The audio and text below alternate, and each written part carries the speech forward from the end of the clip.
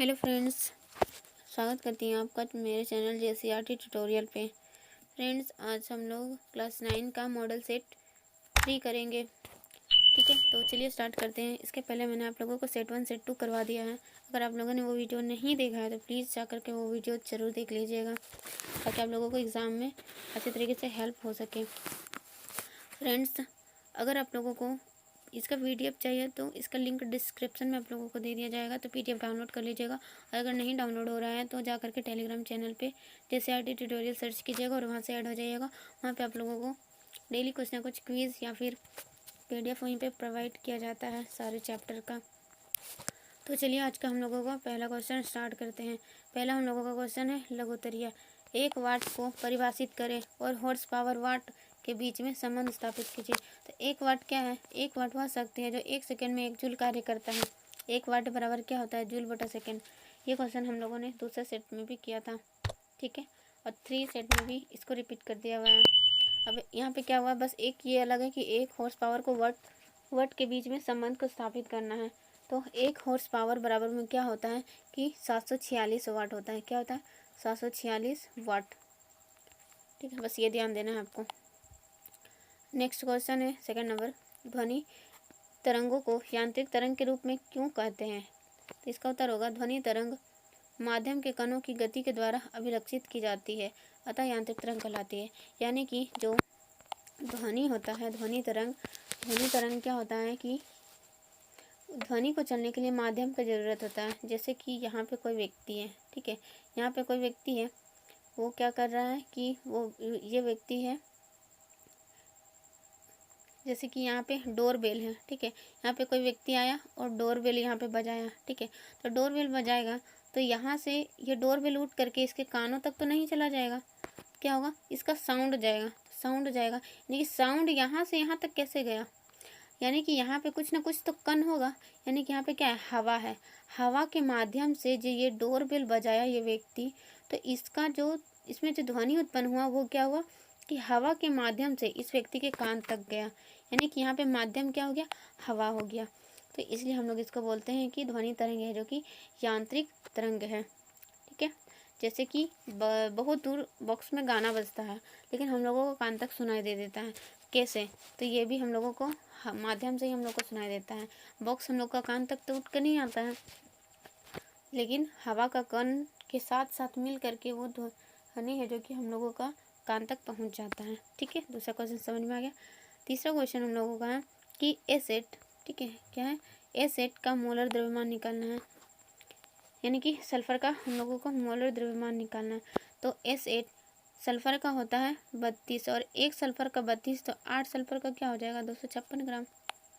ठीक है, मोलर द्रव्यमान याद रखिएगा, ग्राम में ही निकलता है। ठीक है, चौथा नंबर क्वेश्चन है 1 U हाइड्रोजन तथा 1 ग्राम हाइड्रोजन में परमाणुओं की कितनी संख्या होती है? तो दोनों में सेम ही होगा। ठीक है, 1 U परमाणु में परमाणु संख्या 1 परमाणु होता है, लेकिन 1 ग्राम हाइड्रोजन में परमाणु की संख्या 6.022 इंटू 10 का पावर 23 परमाणु होता है। ठीक है, यानी कि 1 U में 1 परमाणु और 1 ग्राम में इतना परमाणु होता है। पांचवा नंबर क्वेश्चन है सोडियम प्लस, Na को क्या बोलते हैं? Sodium plus. ठीक है, इसको बोलते सोडियम प्लस का इलेक्ट्रॉनिक विन्यास, संयोजी इलेक्ट्रॉन संख्या बताना है। इलेक्ट्रॉनिक विन्यास कितना होता है? तो सोडियम का कितना होता है? सोडियम का इलेक्ट्रॉनिक विन्यास लिखेंगे हम लोग। तो सोडियम का इलेक्ट्रॉनिक विन्यास देखो, तो सोडियम होता है, सोडियम का परमाणु संख्या कितना होता है? 11। उसके अगर हम लोग इलेक्ट्रॉनिक विन्यास करें तो 2 8 1 होना चाहिए। ठीक है, 2 8 1 होगा, लेकिन यहाँ पे 2 8 क्या गया है? क्यों? क्योंकि देखो यहाँ पे जो प्लस है ना, ये प्लस आया यानी कि ये है जो कि 1 इलेक्ट्रॉन को लूज कर दिया है, यानी कि ये जो 1 इलेक्ट्रॉन है ये किसी को दान दे दिया। तो अब ये दान दे दिया तब तो ये इसके पास नहीं रहेगा। तो अब इसके पास कितना बच गया है? तो इसके पास बच गया है 2 और 8, इसलिए अब इसका इलेक्ट्रॉनिक विन्यास हो जाएगा 2 और 8। और यहाँ पे बोला है कि संयोजी इलेक्ट्रॉन भी बताने हैं, संयोजकता भी बताना है।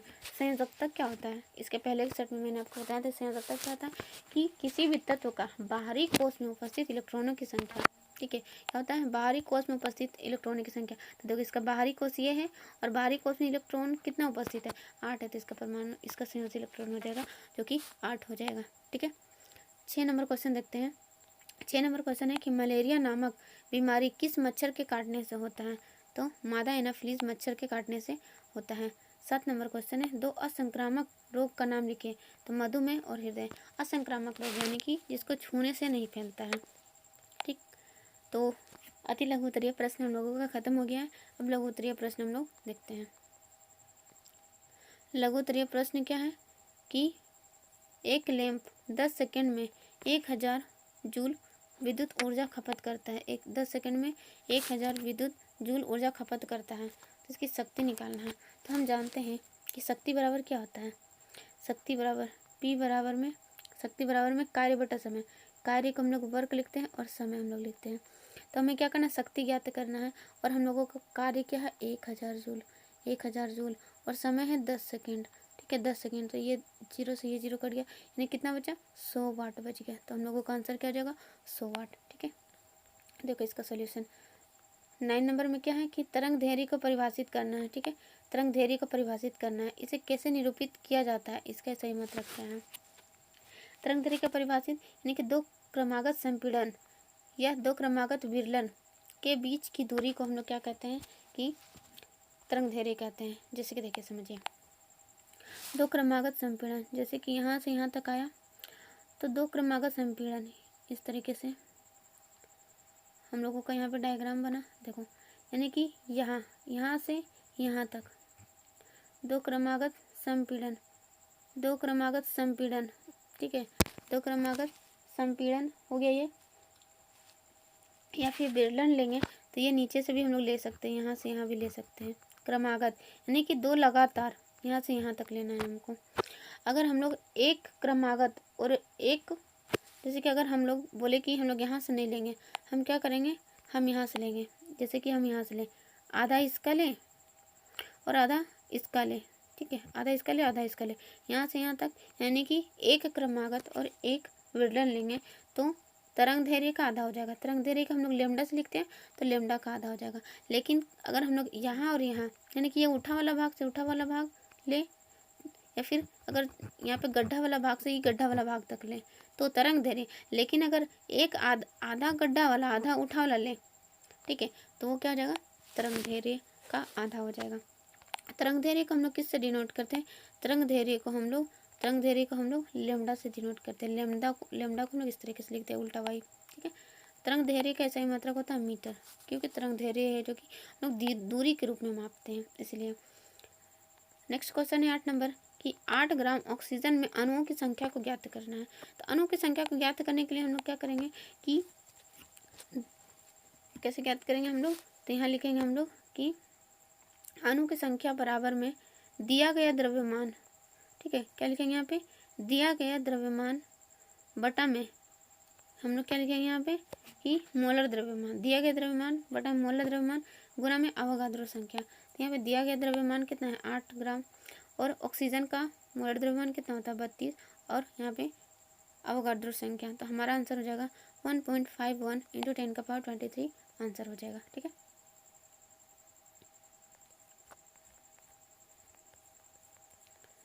हम लोग नेक्स्ट क्वेश्चन देखें तो 11 नंबर, ठीक है 11 नंबर क्वेश्चन है आप लोगों का कि निम्नांकित के द्रव्यमान को ज्ञात करना है।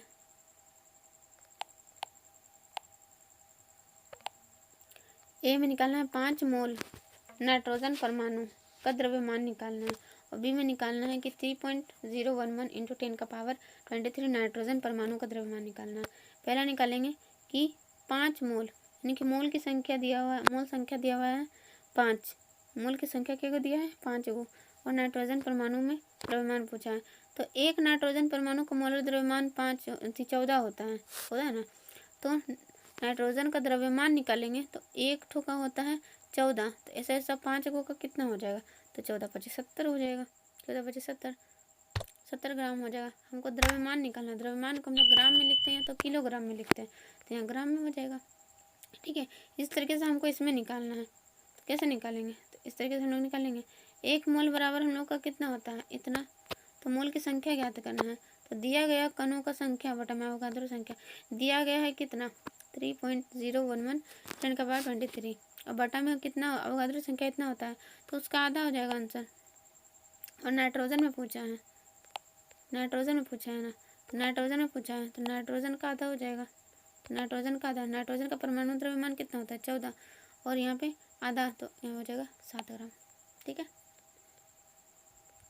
12 नंबर क्वेश्चन है, किसी तत्व के परमाणु में 11 प्रोटॉन और 12 न्यूट्रॉन है, उस परमाणु संख्या क्या होगा, द्रव्यमान संख्या क्या होगा, संयोजकता क्या होगा। तो हम जानते हैं कि परमाणु संख्या बराबर क्या होता है, प्रोटॉन की संख्या और बराबर होता है इलेक्ट्रॉन की संख्या। मैंने आपको पिछले वीडियो में भी समझाया था कि परमाणु संख्या बराबर प्रोटॉन की संख्या बराबर इलेक्ट्रॉन की संख्या होता है, होगा 11। तो परमाणु संख्या बराबर प्रोटॉन की संख्या प्लस न्यूट्रॉन की संख्या, तो परमाणु द्रव्यमान होता है, जो कि परमाणु द्रव्यमान होता है, परमाणु द्रव्यमान बराबर प्रोटॉन की संख्या प्लस न्यूट्रॉन की संख्या। प्रोटॉन की संख्या 11 दिया हुआ है, परमाणु द्रव्यमान होगा दिया हुआ है, परमाणु न्यूट्रॉन की संख्या दिया हुआ है 12, तो परमाणु द्रव्यमान कितना हो जाएगा 23। ठीक है, 23 और 23 है जो कि नाइट्रोजन का होता है। ठीक है, इलेक्ट्रॉनिक विन्यास लिखना है।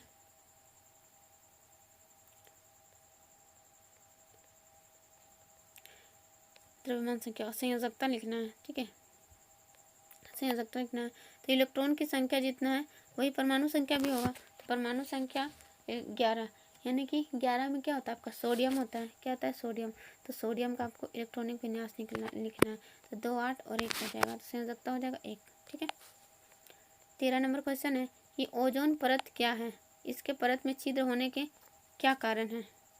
ओजोन परत हमारे वायुमंडल में ऑक्सीजन की 3 परमाणु वाले अणु है, और जो ओजोन होता है वो ओजोन क्या होता है, ओजोन का सूत्र होता है O3।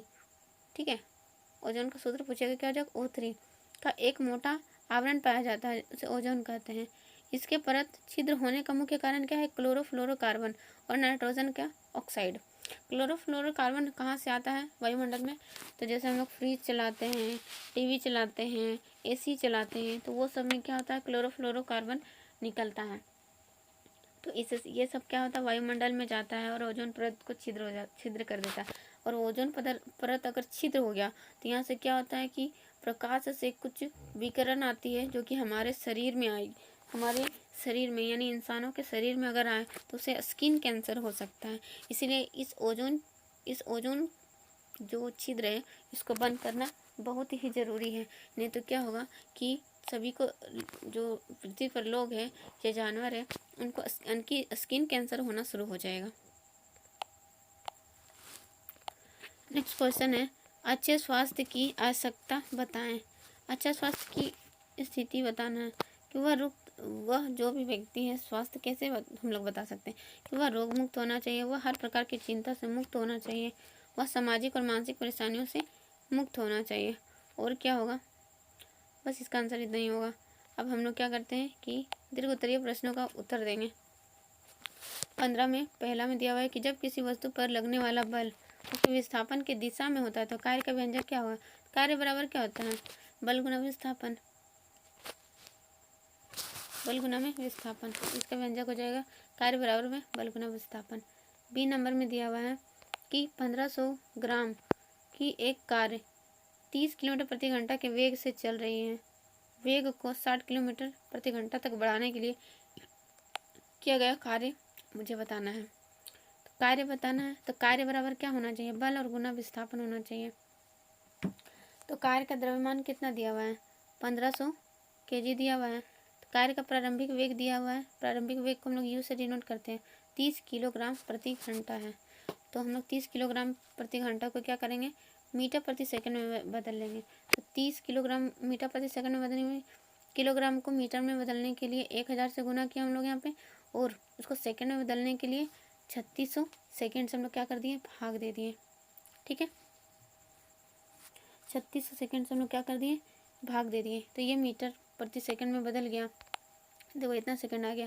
अब इसी तरीके से हम लोग अंतिम वेग को भी बोलते हैं और वो 60 किलोमीटर प्रति घंटा दिया हुआ है।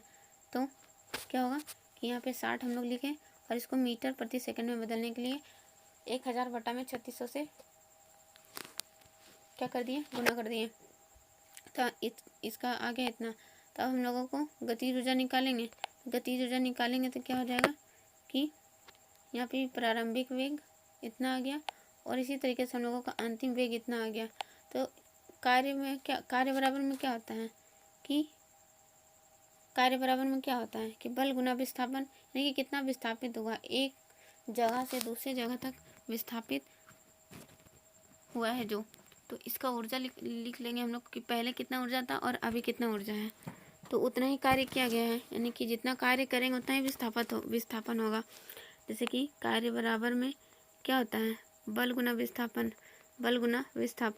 यानी कि बल गुना विस्थापन, यानी कि देखो अगर हम लोग विस्थापन ज़्यादा होगा, कार्य ज़्यादा कर रहे हैं तो विस्थापन ज़्यादा होगा और बल भी ज़्यादा लगेगा, इस तरीके से यहाँ पे। तो इतना हम लोगों का क्या हो गया यहाँ पे आंसर, इतना जूल है जो कि कार्य किया गया है। नेक्स्ट क्वेश्चन है 16 नंबर का, अनुप्रस्थ तरंग और अनुदैर्ध्य तरंग में क्या अंतर है। तो अनुप्रस्थ तरंग क्या है, अनुप्रस्थ तरंग में माध्यम के कण मध्यमान स्थिति के इर्द गिर्द कंपन करते हैं, यानी आसपास में कंपन करते हैं। जल की सतह पर क्या होता है, जल की सतह पर उत्पन्न तरंग, यानी कि अनुप्रस्थ तरंग क्या होता है, अनुप्रस्थ तरंग होता है जो कि लंबवत गति करता है, यानी लंबवत ऐसे ऐसे गति करता है ऊपर नीचे। अनुदैर्ध्य तरंग है जो कि क्या करता है कि दायां बायां ऐसे ऐसे ऐसे गति करता है।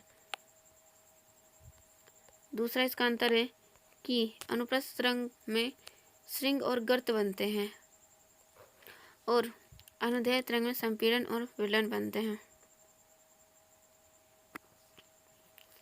ठीक है, तो इसका डायग्राम हम इस तरीके से बना सकते हैं। देखिए इस तरीके से श्रृंग और गर्त इस तरीके से बनता है और संपीड़न और विलयन कैसे बनता है, इस तरीके से नहीं होगा, इसका हो जाएगा कुछ कुछ सामने कुछ कुछ दूर, इस तरीके से बनता है। ठीक है, तीसरा इसका अंतर है, यह ठोस या द्रव की सतह पर गमन करता है, गैस में यह तरंग उत्पन्न नहीं होता है, यानी अनुप्रस्थ तरंग गैस में उत्पन्न नहीं होता है। इसका अनुदैर्ध्य का उदाहरण यहाँ पे दिया हुआ है कि ठोस द्रव गैस तीनों की सतह पर गमन करता है। ठीक है, इसका बी नंबर क्वेश्चन है कि निम्न में से संबंधित आवृत्तियों का प्रास ज्ञात करना, यानी कि श्रव्य, यानी कि कितना से कितना प्रास के बीच हम लोग सुनते हैं, पराश्रव्य यानी कि कितना से हम लोग नहीं सुनते हैं। श्रव्य इसको हम लोग ऑडिबल साउंड बोलते हैं, पराश्रव्य यानी कि अल्ट्रासाउंड कहते हैं इसको। ठीक है, देखो श्रव्य, अवश्रव्य तो नहीं, अवश्रव्य यानी कि हम लोग ना तो इसको सुन सकते हैं और ना ही इसको सुन सकते हैं। ठीक है, श्रव्य ध्वनि को ऑडिबल बोलते हैं, अवश्रव्य को हम लोग नहीं सुन सकते हैं। अवश्रव्य ध्वनि यानी कि 20 हर्ट्ज से कम होता है, जिसको कुछ जानवर लोग सुन सकता है, जैसे कि मछली हो गया, जैसे कि कुछ जानवर हो गया, वो सब सुन सकता है। ठीक है, और ये जो पराश्रव्य ध्वनि है इसको भी हम लोग नहीं सुन सकते हैं, यानी कि इंसान नहीं सुन सकता है। ये 20 हर्ट्ज से अधिक होता है, या फिर बोल सकते हैं कि 20 किलो हर्ट्ज से अधिक होता है, ऐसा भी बोल सकते हैं हम लोग। ये इंसान नहीं सुन सकता, ये बहुत कम ध्वनि है और ये बहुत ज़्यादा है, जो कि दोनों में से कोई भी हम लोग नहीं सुन सकते हैं। ये चूहा उत्पन्न करता है, हाथी उत्पन्न करता है, ये सब जानवर वगैरह लोग सुनता है। ठीक है, 17 नंबर क्वेश्चन है कि रदरफोर्ड का परमाणु मॉडल का नाभिकीय मॉडल क्या था। और बी नंबर क्वेश्चन है कि रदरफोर्ड का परमाणु मॉडल में क्या कमी थी, नील्स बोर उन कमियों को दूर करने के लिए परमाणु का क्या नया मॉडल दिया था उन्होंने, इसका व्याख्या करना है।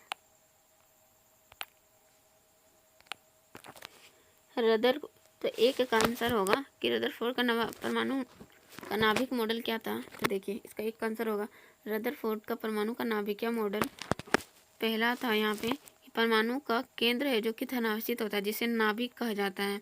एक परमाणु का संपूर्ण द्रव्यमान होता है जो कि कहाँ विद्यमान होता है, द्रव्यमान उसका पूरे नाभिक में विद्यमान होता है, इसलिए जो नाभिक होता है वो जो कि पूरा भारी होता है, बहुत भारी होता है।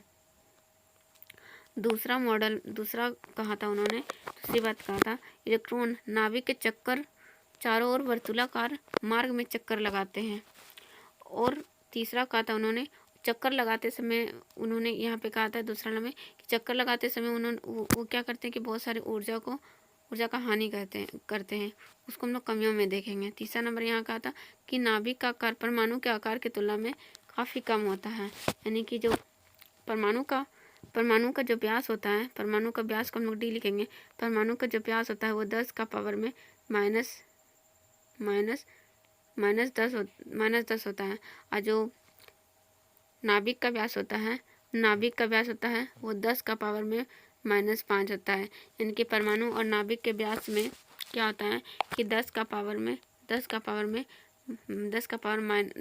5 का अंतर होता है। ठीक है।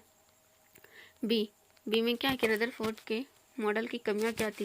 पहला कमी उनका था कि परमाणु द्रव्यमान की संख्या को वो नहीं समझा सके। दूसरा था कि परमाणु के स्थायित्व को नहीं बता पाए, यानी कि बोला उन्होंने कि जो इस तरीके से परमाणु द्रव्यमान है तो यहाँ पे क्या होता है, जो कि इलेक्ट्रॉन घूमता है तो घूमते घूमते क्या करता है कि वो ऊर्जा की हानि करता है। और ऊर्जा की हानि करते करते वो क्या करता है, ऊर्जा की हानि करेगा और इस तरीके से घूमते घूमते वो नाभिक में आ जाएगा और नाभिक से टकरा जाएगा। तो इस तरीके से तो परमाणु का विनाश हो जाना चाहिए, जबकि हम लोगों ने पढ़ा है क्या कि परमाणु अविभाज्य कण है। तो इसलिए इनका कथन है जो कि ये गलत कहा गया और इनको है जो कि कमियों में गिना गया था। तो इनकी कमियों को दूर करने के लिए बोर नामक वैज्ञानिक आए और उनकी कमियों को दूर किया। रदरफोर्ड के परमाणु मॉडल में कमी को दूर करने के लिए नील्स बोर परमाणु की संरचना के बारे में कुछ अवधारणाएं दी। उनकी कमी को दूर करने के लिए नील्स बोर आए और वो भी कुछ बात बताया। उन्होंने क्या बात बताया कि इलेक्ट्रॉन केवल कुछ निश्चित कक्षाओं में ही चक्कर लगाते हैं। इन्हें इलेक्ट्रॉन का विविक्त कक्षा कहते हैं। विविक्त कक्षा या फिर ऊर्जा स्तर या फिर इसको सेल भी कहते हैं। ठीक है, के एलिमेंट सेल, कक्ष भी कहते हैं, कक्षा भी कहते हैं। तो ध्यान रखिएगा सारा चीज़। ठीक है, ऊर्जा स्तर भी कहते हैं। और दूसरा बात क्या कहा कि जब इलेक्ट्रॉन को विविक्त कक्षा में चक्कर लगाते हैं तो ऊर्जा विकिरित नहीं करते, यानी ऊर्जा की हानि नहीं करते हैं। ठीक है। 18 नंबर क्वेश्चन है, संक्रामक रोगों को फैलने से रोकने के लिए आपके विद्यालय में कौन कौन से सावधानियां आवश्यक हैं। तो क्या क्या सावधानी, हम भीड़ भाड़ कम करें, स्वच्छ पानी को उपलब्ध कराकर हम लोग स्वच्छ पानी को पियो। तीसरा में क्या है, ग्राउंड व कक्षा के कमरों को स्वच्छ रखें। चौथा है कि खांसी या छींकते समय हम लोग क्या कर सकते हैं, रुमाल का उपयोग कर सकते हैं। और क्या कर सकते हैं कि स्कूल के आसपास हम लोग पानी इकट्ठा नहीं होने देना चाहिए, ताकि उसमें क्या होगा, मच्छर पनपेगा और सब किसी को काट भी सकता है। तो इसलिए पानी को इकट्ठा नहीं रखना चाहिए। छठा नंबर है, वैक्सीन का टीका लगवाना चाहिए। सातवां में टॉयलेट को साफ रखना चाहिए। आठवां में क्या है, खुले फल या फिर भोजन का उपयोग हम लोगों को नहीं करना चाहिए। इससे हम लोग क्या करते हैं, हम लोग अपने स्कूल में अच्छे तरीके से साफ सफाई को रख सकते हैं। 19 नंबर क्वेश्चन है, नाइट्रोजन चक्र का आरेख चित्र बनाते हुए उसका व्याख्या करना है। यानी नाइट्रोजन चक्र का चित्र भी बनाना है और आपको उसको व्याख्या भी करना है।